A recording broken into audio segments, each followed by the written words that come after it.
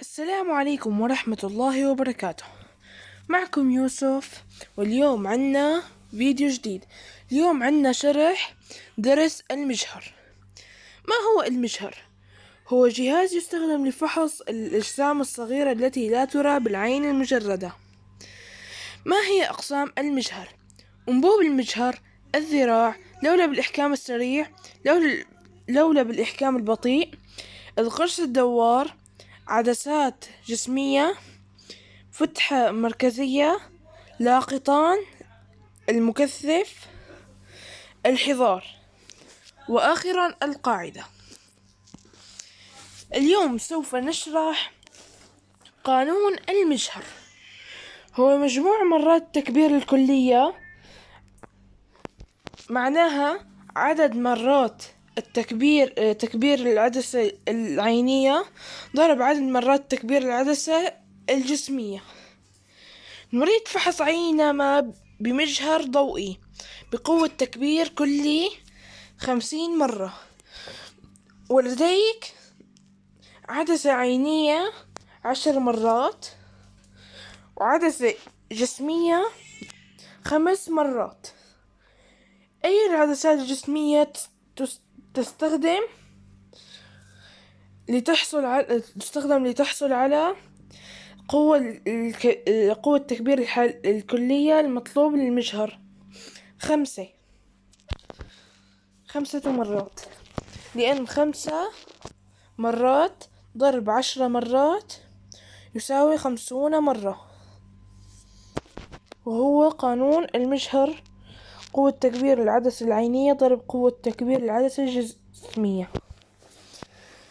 قد تصل قوة تكبير المجهر الإلكتروني آلاف المرات، لأن عدساته مصنوعة بطريقة خاصة، ويستخدم الأشعة الإلكترونية بدلا من الأشعة الضوئية، ويمكن رؤية المحضر من شاشة كمبيوتر.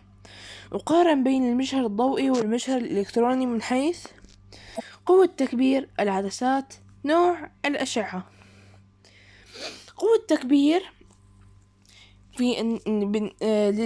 للمجهر الضوئي تصل قوة تكبير حتى 400 مرة، أما المجهر الإلكتروني تصل قوة تكبير فوق 1000 مرة.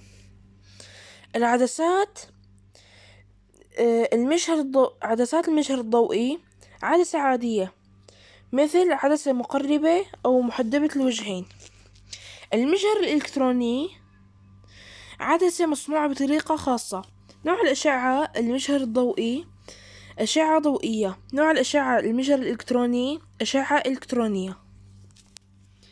الآن سوف ننتقل للتقويم النهائي. أولا، اختر الإجابة الصحيحة لكل مما يأتي.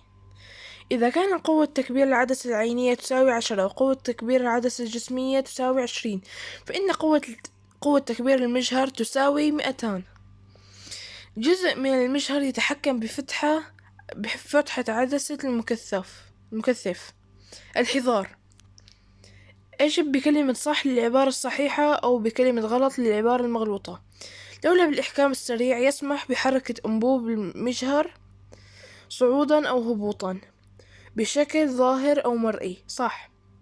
المجهر الضوئي يستخدم الأشعة الإلكترونية. غلط. الأشعة الضوئية. نضع شريحة زجاجية على لوح الشرائح مثبتة باللاقطين المعدنيين. صح. لولب الإحكام البطيء يؤدي تدويره إلى ضبط وإحكام أكبر لرؤية المحضر المدروس. ثالثا اكتب المصطلح العلمي الموافق لكل من العبارات الآتية: جهاز يستخدم